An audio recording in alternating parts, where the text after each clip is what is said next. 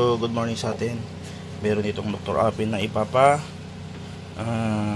unlock sa atin and then update for 2025 firmware. Okay, so tatanggalin natin memory card niyan. Ayan, tinanggal ko na siya. And then ilalagay lang natin sa ating laptop. Okay. Baliktad pala.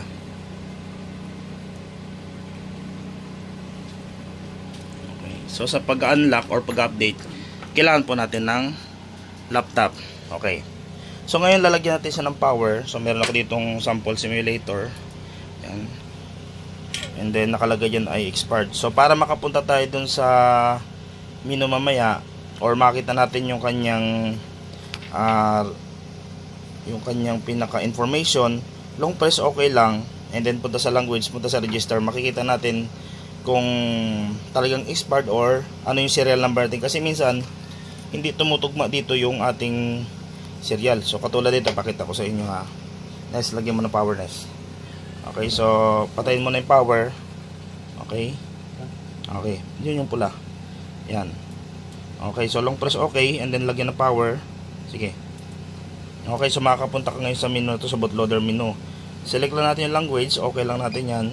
And then punta tayo sa register para makita natin information. Then kapag magpapa-unlock kayo, isisend nyo lang sa akin itong serial number na, picture nyo lang yan, isend nyo sa akin. Okay, so ngayon nakalagay dyan ay expired and then meron siyang mga date yan o.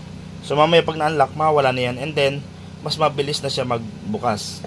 So ngayon pupunta tayo doon sa ating memory card. Okay, so nakasalpak na memory card sa ating laptop. Hanapin natin siya dito. Okay, hindi siya na-detect. Dapat ma-detect siya.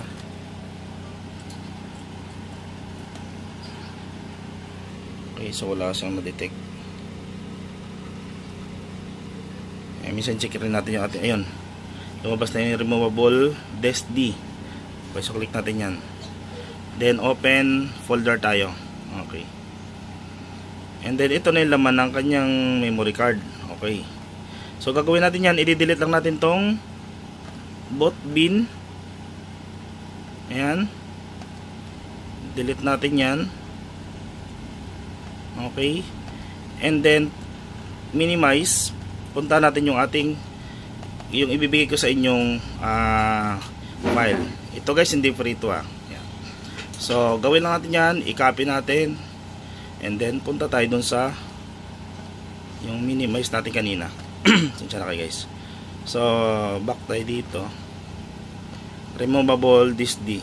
Right click dyan and then i-paste nyo dyan. Paste. Ayan. Okay, so nandun na. Pasok tayo doon.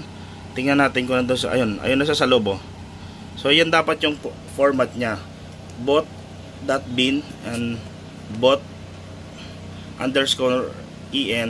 Okay, so ngayon para safety removal naman, pwede kayong pumunta dito sa eto, yung USB na yan So i-click nyo lang yan and then eject.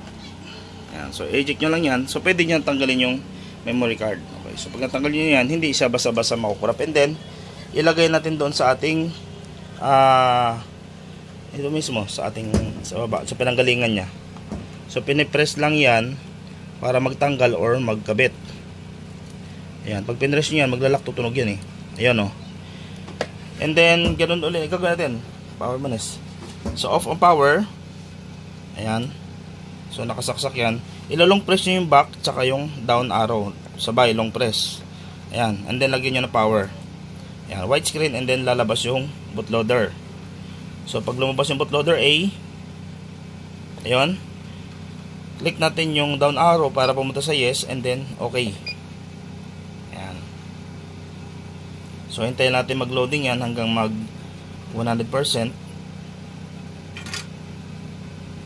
Nabilis lang naman yan.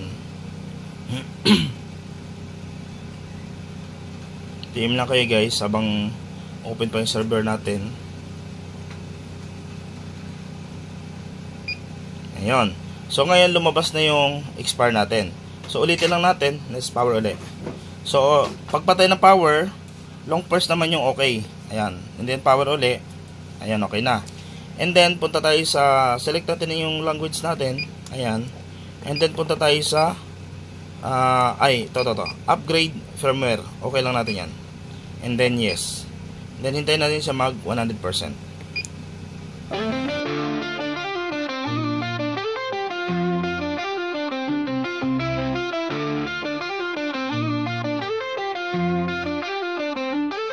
Ang tunay na kaibigan ay palaging nandyan, di mawawala kahit zero ka. Maaasahan mo kapag kinailangan mo, sila sumusuporta sa bawat isa. Alam mo ba yung tipong pag namang problema ka, una mong tatawagin, walang iba kundi sila. Oh, ang tropa, hindi yung peke, hindi yung plastic, kundi yung tunay, karamay mo pangabang buhay. Isa lang ang masasabi ko, nagpapasalamat ako dahil kayo'y naniwala na kaya kong tuparin ang aking hangarin. Sa kabila ng lahat, presensya nyo ay sapat, kaya't ngayong umuusad, sama kayo sa pagunlad. Sa kabila ng lahat, presensya nyo ay sapat, kaya't ngayong umuusad, sama kayo sa pagunlad. Sa kabila ng lahat, presensya nyo ay sapat, kaya't ngayong umuusad, sama kayo sa pagunlad. Sa kabila ng lahat, presensya nyo ay sapat, kaya't ngayong umuusad, sama kayo sa pagunlad. Ang tunay na kaibigan ay palaging nandyan, di mawawala kahit zero ka. Maaasahan mo kapag kinailangan mo, sila sumusuporta sa bawat isa. Ang tunay na kaibigan ay palaging nandyan, di mawawala kahit zero ka. Maaasahan mo kapag kinailangan mo, sila yan ang tunay na magtotropa. Marami nang nakasama sa Okay yun, so okay na yung nag 100% na. So testingin natin yung information. Ayan, so makikita nyo guys, wala na siyang mga date, and then ito yung serial number niya. So yung ating software version ay 1.2.0, and then yung hardware version ay 1.0.0. Okay, so back natin yan. Punta tayo dun sa diagnostic, and then testingin natin yung K-line. So para pala dito guys, pag binako, para pala dito sa OB dito, kailangan natin ng set na ganito. Ayan, para gumana yung pwede pang sasakyan, pwede pang Y-Connect, pwede pang mga latest na motor, siklo, pwede pang KTM, or pwede pang Badya. Okay, so message lang kayo dito sa Apitech Philippines. Available yan sa kanilang mga authorized dealer. Okay, and then testingin natin ito sa K-line. Meron tayo ditong Honda ECU. So testingin natin kung makakapasok ba tayo dun sa Honda. Okay, so pwede tayong pumasok dito sa click. Ayan. Ayun. So view DTC, tingin tayo ng mga error. Ayun, so yun yung error niya kasi wala nakakabit na sensor. ECU lang yan. And then pwede siya mag-reset. Ayan, nakakapag-reset siya. At meron na rin pa rin to guys na na IEC reset. Meron na siya. Napakita ko sa inyo guys.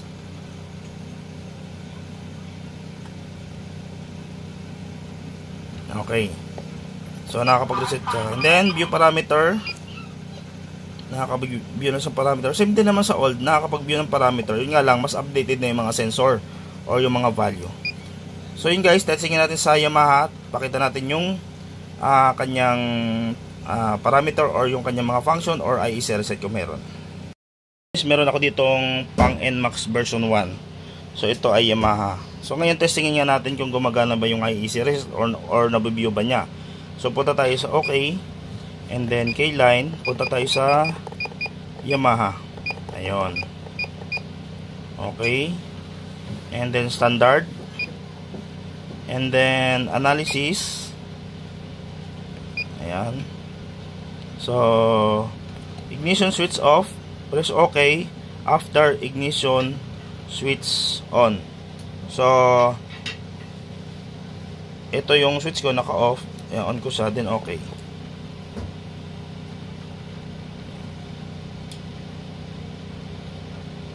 So may nakalagay dyan, unknown analysis. Okay, so exit tayo. Ulitin lang natin. Analysis, siya nag-unknown. Okay, so ulitin natin. So analysis, ayan. So click OK. Baliktad natin, on natin. Ayan.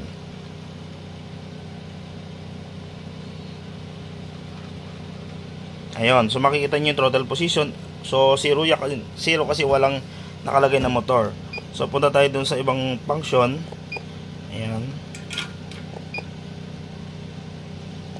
Ayan, mabasa niya ibang mga sensor. Ito yung hindi umaandar yung motor, kaya na-analysis niya yung battery niya ay 12.2. Sa naka-off. Ignition coil, pwede tayong mag-test ng ignition coil. Ayan, injector, anong parameter, headlight, IEC, EPROM, history, and then meron siyang yung mga error, and then history yan ng mga error, erasure. So nakalagay naman 0 kasi hindi pa to umaandar, pero nakakapag reset po yan, nakakapag 0 po siya. So try tayo ng ibang Yamaha, siguro sa mga other video na lang, pero yan, nakakapag reset na po siya, gumagana na po yan, hindi pa nga na 0 na agad eh. Ayan o.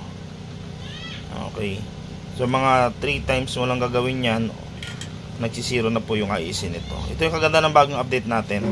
So sa may mga Dr. Api, ayan, pwede kayo mag-PM sa akin para sa update. Okay, so for check back na to sa client, and then magandang araw sa ating lahat. Bye bye.